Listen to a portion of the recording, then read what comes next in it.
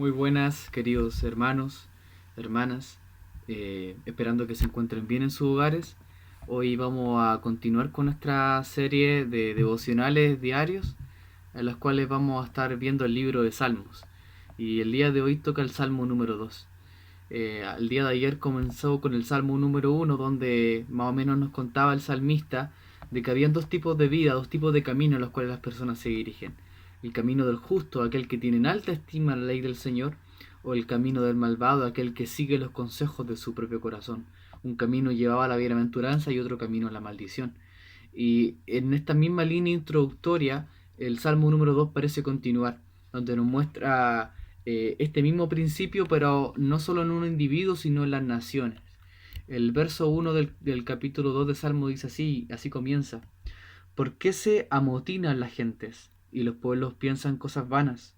Se levantarán los reyes de la tierra y los príncipes consultarán unidos contra Jehová y contra su ungido, diciendo, rompamos sus ligaduras y echemos de nosotros sus cuerdas. Entonces, así inicia este salmo con una primera escena, la rebelión del hombre, la rebelión humana. Es una descripción gráfica de lo que es el pecado.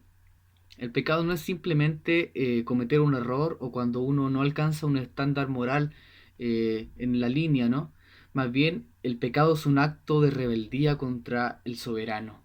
Es un acto en el cual los hombres ponen la voluntad del hombre en su corazón y desechan la voluntad de Dios.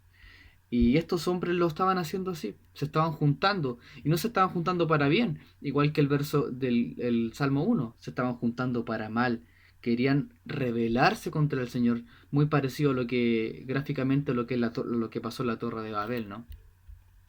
Entonces, esto es una descripción gráfica de la rebelión humana.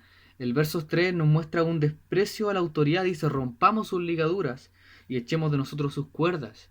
Una descripción gráfica de lo que los movimientos humanos, los movimientos tanto políticos, sociales, culturales intentan hacer, desligarse de los estándares que propone el Señor y más bien establecer los propios. Pero hay esperanza, ¿cierto? El verso 2 dice contra su ungido. Interesante texto porque la palabra que se menciona en hebreo para decir ungido es Mesías, que en el griego, ¿cierto? La traducción al griego es Cristo.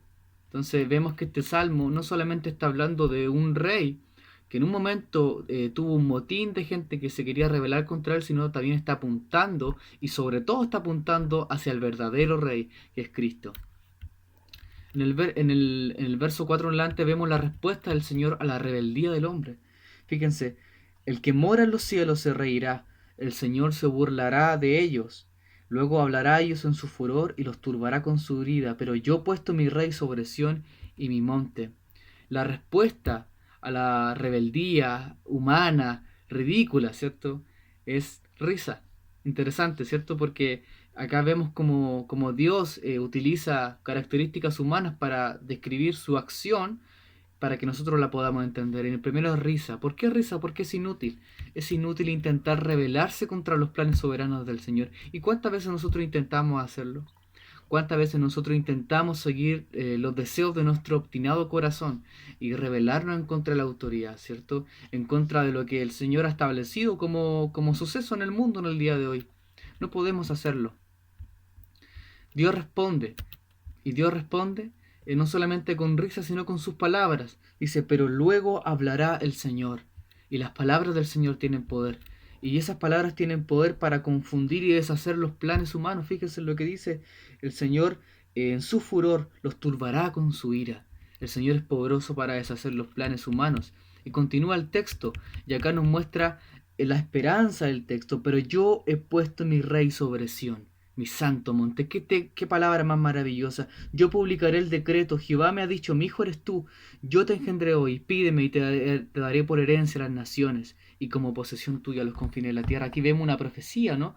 Una profecía que está puesta en otros textos en el Nuevo Testamento, como Hebreos, y donde nos muestra la venida del Mesías.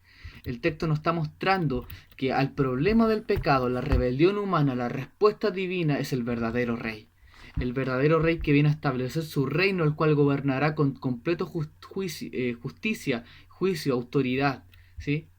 Y esto es maravilloso para nosotros. El verso 8 como comentario, es un texto súper mal interpretado porque la gente lo toma como para sí mismo, ¿no? Pídeme y te daré por herencia de las naciones, pero el texto nos está mostrando que es una profecía mesiánica. A Jesucristo el Señor le ha prometido todas las naciones. Ante Él se van a hablar todas las naciones y toda rodilla confesará de que Él es el Señor. ¿Qué hará este rey? ¿Cómo establecerá su juicio? Todos, ¿cierto? Estamos expectantes ante quizás las próximas elecciones presidenciales. ¿Qué hará el próximo presidente? ¿Cómo gobernará? ¿Cierto? Pero acá hay un verdadero rey, el cual sabemos cómo lo hará, y será con justicia y juicio. Sí, juicio a los rebeldes, pero misericordia a los humildes. Y aquí vemos el último punto del texto, el llamado al arrepentimiento. Fíjense, verso 10, muy interesante. Ahora pues, oh reyes, sean prudentes, admitid la amonestación, jueces de la tierra, sirvan al Señor con temor y alegraos con temblor, honrad al Hijo para que no se enoje y perezca en el camino, pues inflama de pronto su ira. Bienaventurados todos los que en él confían. Hay esperanza para la humanidad y es responder al llamado al arrepentimiento, el llamado a la sumisión. El Salmo apunta a Cristo, el Mesías, quien vino a traer la solución al problema más grande del mundo. Y ese problema no es el coronavirus, ese problema es el pecado del corazón. Y aquellos que se sometan, que nos sometamos a la autoridad de Cristo, serán sus siervos. Y aquellos que se resisten seguirán en su camino a la destrucción. El texto nos llama a servir con temor, con temblor. Interesante, porque el temor de Jehová es la actitud de reverencia que el ser humano debe observar frente a la soberanía de Dios. Es ser reverente, respetuoso, ¿cierto? Como en Santiago nos dice, si el Señor quiere, iremos, haremos esto. Respetuoso de la soberana voluntad del Señor. Interesante, sirvan con temor, gócense con temblor. ¿Quién se puede gozar temblando? Es un poco raro, ¿no? Pero es solamente posible en la fe del Señor, ¿cierto? Es un gozo verdadero porque se experimenta bajo el temor de Dios. No es un temor en el cual una persona le tiene miedo a su verdugo.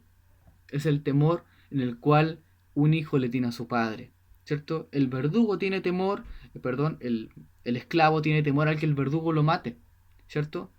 El hijo tiene temor a dañar la comunión con su padre. Ese es el temor de Dios.